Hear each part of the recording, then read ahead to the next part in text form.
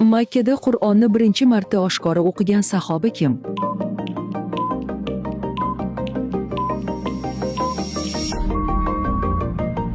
To'g'ri javob.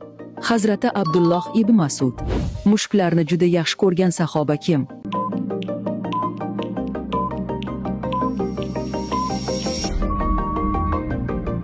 To'g'ri javob. Hazrati Abu Hurayra.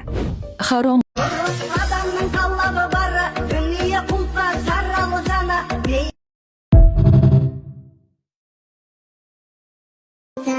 Sen benim izzetimsen. Gelin gözlerim nur yarım nicarım, yüzüm gülme. Jannatdan haydalgan payg'ambar kim edi?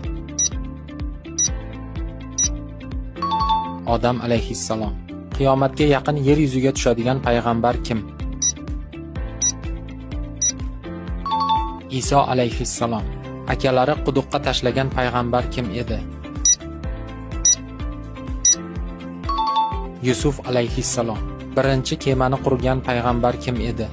Arab tilida 8 soni mana bunday yoziladi. 1 soni esa mana bunday yoziladi. Ana endi o'ng qo'lingizga yaxshilab e'tibor berib qarang. O'ng qo'lingizda mana bunday belgi bor.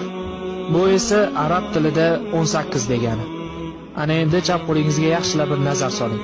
Chap qo'lingizda esa mana bunday belgi bor. Bu esa arab tilida 80.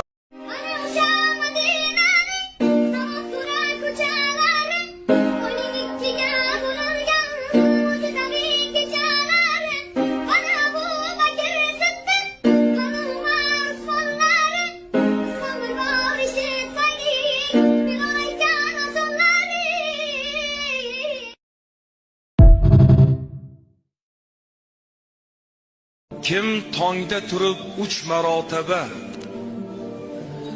tunda yota turib 3 marotaba ushbuni o'qisa.